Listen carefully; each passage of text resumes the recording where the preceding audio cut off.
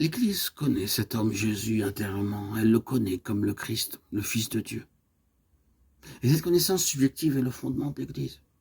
Car celui qui parlerait de l'Église sans une connaissance de cette nature ressemblerait à quelqu'un qui voudrait puiser de l'eau avec une cruche percée. Ce serait vain et sans aucun résultat. Cette connaissance de Christ n'est pas le résultat de l'enseignement humain. Elle procède du Père qui est dans les cieux, par la révélation. Sur ce rocher, je bâtirai mon église, dit le Seigneur, et les portes du séjour des morts ne prévaudront point contre elle.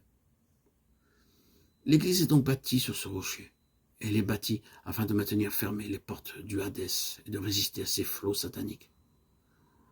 Nous devons comprendre que le Christ que nous avons conçu dans nos pensées ne pourra résister à aucune épreuve, car cette conception christologique n'a ni pouvoir ni aucune utilité dans le domaine spirituel. Lorsque les circonstances sont favorables, son caractère éphémère ne se manifeste pas.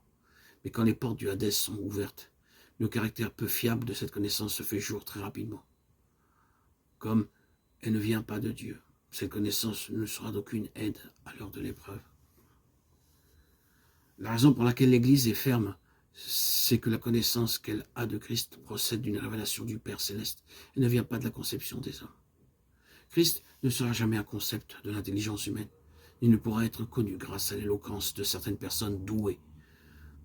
La connaissance de Christ résultant de l'intelligence ou de l'habileté de l'homme n'est pas un rocher qui demeurera solidement établi. Il penchera et tombera bien vite lorsqu'il sera tant soit peu ébranlé. Il existe un grand problème aujourd'hui dans l'Église à cause de ceux dont la connaissance de Christ est seulement le résultat d'une certaine instruction.